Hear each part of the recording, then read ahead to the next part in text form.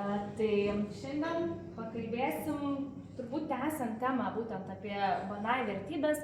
Kaip prisiminėt, praėjusioje edukacijoje kalbėjom apie bendruomeniškumą ir jo svarbą mūsų gyvenime.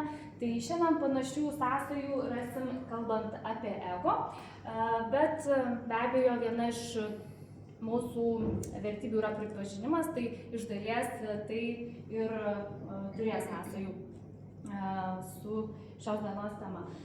Tai apskritai kalbant apie ego, tai galite išgirsti įvairių atsiliepimų, kad ego, ypač versle, galbūt trukdo įvairiuose situacijose, palikime jį už durų ir panašiai, yra tam tikros nuostatos, bet ar tikrai ego yra problema?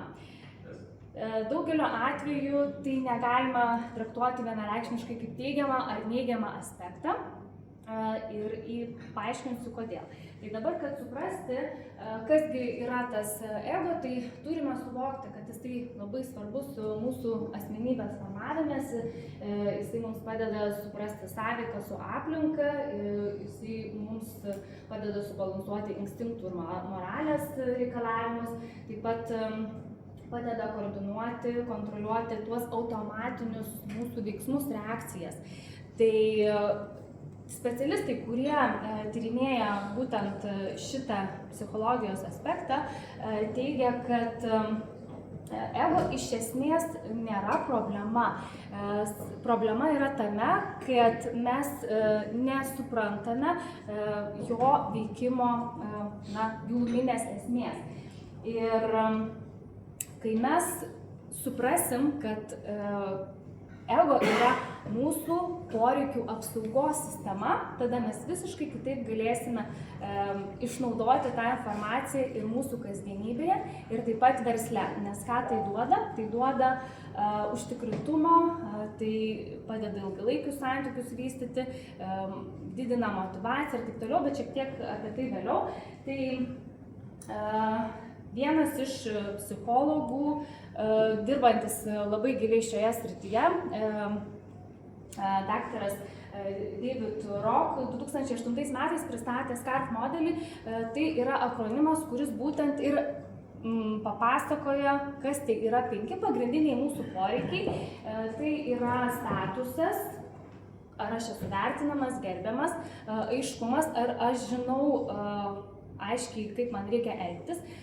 Toliau yra autoritetas, ar aš galiu priimti sprendimus, priklausimas bendruomeniai, tam tikrai grupiai ir taip pat labai svarbu teisingumas, ar su manim sąžiningai elgiasi. Ir kas nutinka, kai šitie 5 poreikiai yra pažeidžiami, o tada mes susiduriam su įvairiomis situacijomis ir žmonių reakcijomis.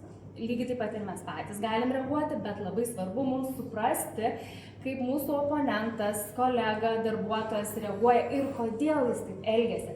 Tai kaip pažeidžiamas, pavyzdžiui, autoriteto poreikis, tai gali būti agresija, arogancija, jeigu yra neaiškumas, tada darbuotojai arba klientai delsia, neatsako. Ir taip toliau, kai nėra pakankamai autonomijos komandoje, tada darbuotojai dažniausiai priešinasi, taip?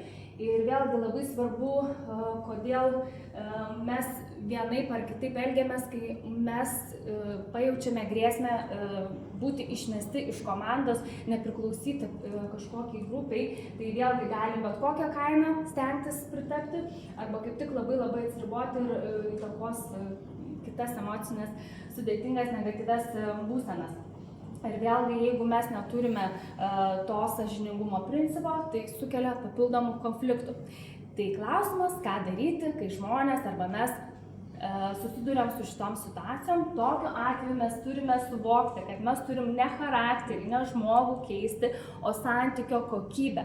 Ir kaip mes turim arba galim tą išmintingai padaryti, tai pirmiausia turim atpažinti, kad vienas iš tų 5 poreikių buvo pažeistas, antras turime sustoti ir patys automatiškai nereaguoti, o būtent rinktis tinkamą, adekvatų elgesio modelį.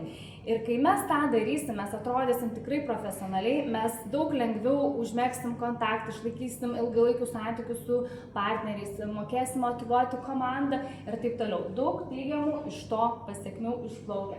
Tai Dar kartą noriu akcentuoti patarimą, kad įvairiose stresinėse arba kaip tik linksmose ir kažkokios teigiamose situacijose pastebėkime tą mūsų poreikį, kaip mes reaguojam, kaip kiti reaguoja ir tikrai daugelį atvejų galėsim suprasti, tai kaip veikia tas mūsų ego mechanizmas.